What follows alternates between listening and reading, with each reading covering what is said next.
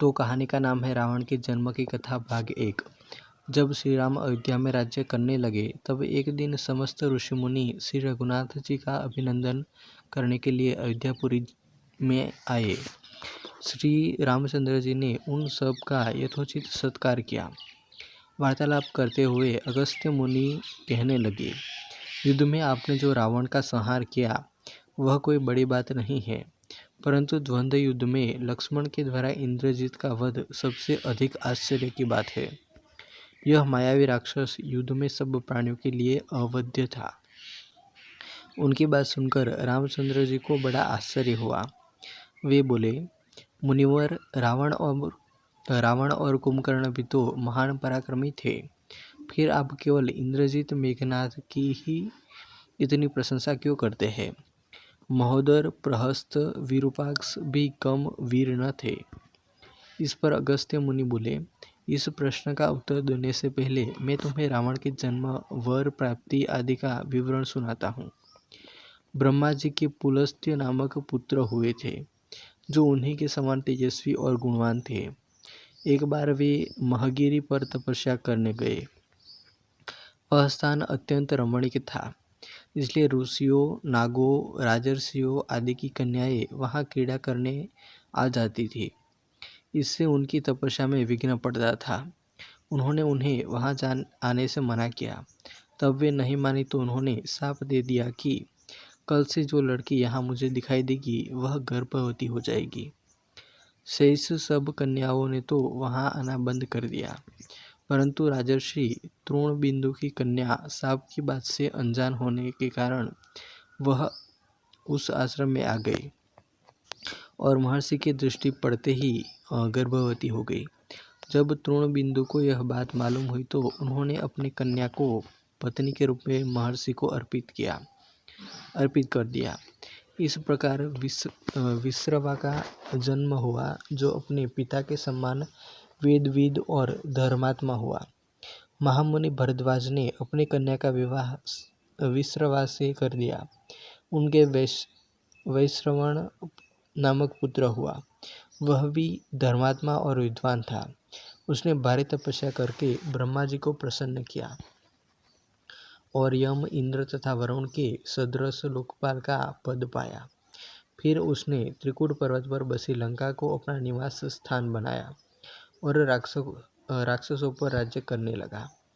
श्री राम ने आश्चर्य से पूछा, तो क्या कुबेर और रावण से भी पहले लंका में मांसभक्षी राक्षस रहते थे? फिर उनका पूर्वज कौन था? यह सुनने के लिए मुझे कौतूहल हो रहा है। तब अगस्त्य जी बोले, पूर्व काल में ब्रह्मा जी ने अनेक जल जंतु बनाए और उनसे समुद्र के जल की रक्षा करने के लिए कहा। तब उन जंतुओं में से कुछ बोले कि हम इसका रक्षण यानी रक्षा करेंगे, और कुछ ने कहा कि हम इसका यक्षण यानी पूजा करेंगे। इस पर ब्रह्मा जी ने कहा कि जो रक्षण करेगा वह राक्षस कहलाएगा और जो यक्षण करेगा वह यक्ष कहलाएगा। इस प्रकार वे दो जातियों में बट गए। राक्षसों में हेति और प्रहेति दो भाई थे। प्रहेति तपस्या करने चला गया, परंतु हेति ने भया से विवाह किया, जिससे उन्हें विद्युत्केश नाम का पुत्र उत्पन्न हुआ। विद्युत्केश के सुकेश नाम का पराक्रमी पुत्र हुआ। सुकेश ने माल्यवान, सुलामी और माली नामक 3 पुत्र हुए। तीनों ने ब्रह्मा जी की तपस्या करके यह वरदान प्राप्त कर लिया कि हम लोगों का प्रेम अटूट हो और हमें कोई पराजित न कर सके। वर पाकर वे निर्भय हो गए और असुरों को सताने लगे। उन्होंने विश्वकर्मा से एक अत्यंत सुंदर नगर बनाने के लिए कहा। इस पर विश्वकर्मा ने उन्हें लंकापुरी का पता बताकर भेज दिया। वहाँ वे बड़े आनंद के साथ रहने लगे। माल्यवान ने व्रजमुष्टि, विरूपाक्ष, दुर्मुख, सुप्तघ्न, यज्ञकोप, मत और उन्मत्त नामक 7 पुत्र हुए। सुलामी के प्रहस्त, अगम्पन, विकट, कालिकामुख, धूम्राक्ष, दंड, सुपार्श्व, सनहादि प्रदस एवं भारकर्ण नामक के 10 पुत्र हुए। माली के अनल, अनिल, हर और संपाति नामक 4 पुत्र हुए। ये सब बलवान और दुष्ट प्रकृति के होने के कारण ऋषि मुनियों को कष्ट दिया करते थे।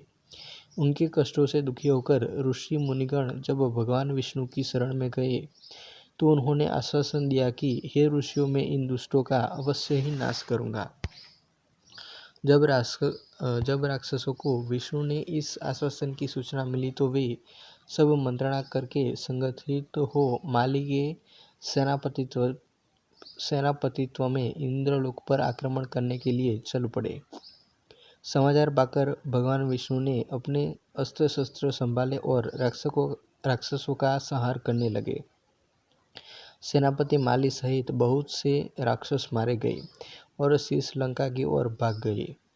जब भागते हुए राक्षसों का भी नारायण संहार करने लगे तो माल्यवान कहाँ गया था क्रुद्ध होकर युद्ध भूमि में लौट पड़ा। भगवान विष्णु के हाथों अंत में वह भी काल का ग्रास बना। शेष बचे हुए राक्षस सुमाली के नेतृत्व में लंका को त्याग कर पाताल में जा बसे और लंका पर कुबेर का राज्य स्थापित हुआ। अब मैं तुम्हें रावण के जन्म की कथा सुनाता हूँ। राक्षसों के विनाश से दुखी होकर सुमाली ने अपनी पुत्री कैकसी से कहा कि पुत्री, राक्षस वंश के कल्याण के लिए मैं चाहता हूँ कि तुम परम पराक्रमी महर्षि विश्रवा के पास जाकर उनसे पुत्र प्राप्त करो। वही पुत्र हम राक्षसों की देवताओं से रक्षा कर सकता है। तो ये पहला पार्ट है, दूसरा पार्ट हम जल्द ही लाएंगे। ठीक है, वीडियो अच्छी लगी तो वीडियो को लाइक, कमेंट और शेयर कर देना और चैनल को अभी तक सब्सक्राइब नहीं किया तो सब्सक्राइब कर लेना। मिलते हैं एक नए वीडियो में।